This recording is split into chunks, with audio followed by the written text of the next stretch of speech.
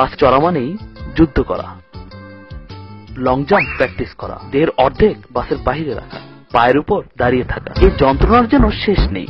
আর এরই মাঝে যখন কোনো যাত্রী দুজনের জায়গা দখল করে একাই বসে থাকে, তখন কারিবা মেজাজ গরম না হয়?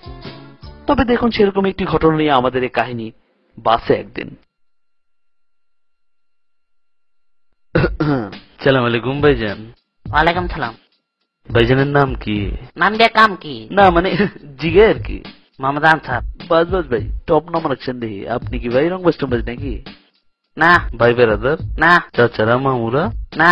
ভাইজানে কি বিয়ে করছেন? আরে মিয়া পরিবার আবদান কেলা চেতেন কে? পেটে কি কিরমি আছে? থাকলে অসুবিধা কি? না মানে জিগে আর কি। সালা সম্মতি ভিতরে কেউ রংবাজ টংবাজ থাকবার পারে তো? নাই। ইমানে কোন? কইলাম তো ইমানে। কসম কইরা কোন? আরে হালা কইলাম তো কছম। তাহলে সোজা বয় তো ছড়া বছর কে বাসটা মনে জন তোর বাপের সিধা বন হইলে ঠেঙ্গের নলা ভেঙ্গা বাচ্চা তন হালাই দিমু। হালাই মাছে খারবার পারে না, হালাই চেগায় বসে সোজা।